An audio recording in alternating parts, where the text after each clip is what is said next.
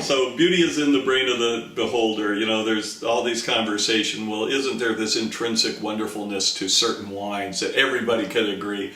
And the fact of the matter is, no, there's not. I mean, it's really in your brain individually.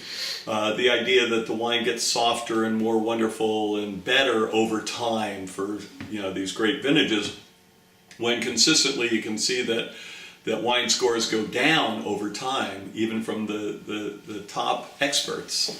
And the modern brain isn't attuned to what those aged flavors are either. So a lot of times people age a lot of wines and just find out that that's not what they like or want.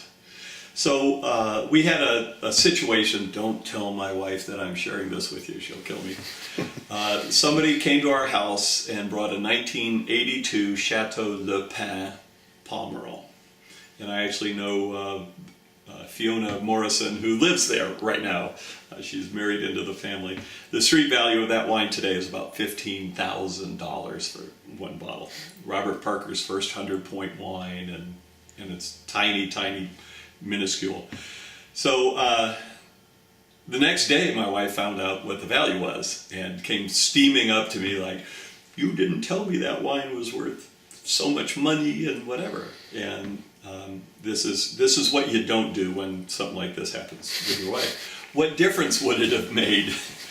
She said, if I knew how expensive it was, I could have appreciated it more. And that's the crux of the matter. That's actually true. If somebody hands you the wine, you go, this is nice. Say, oh, well, you know, the street value on that wine is like $15,000.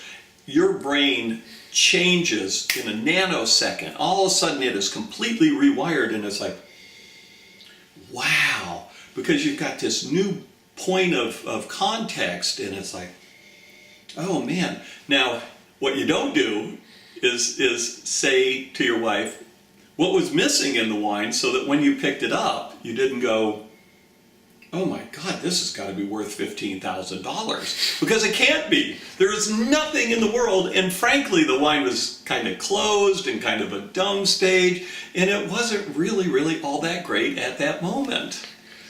And this is what nobody wants to hear, yeah. You know. But it so explains so many things about wine, and how an inference of, oh, do you smell the brambleberries? Oh, now that you mention it, and that touch of fenugreek, oh, clearly, and you're, you know, but this is what human beings do. We do it with audio equipment and handbags and all sorts of things every day, day in and day out in our life. It's just human phenomena.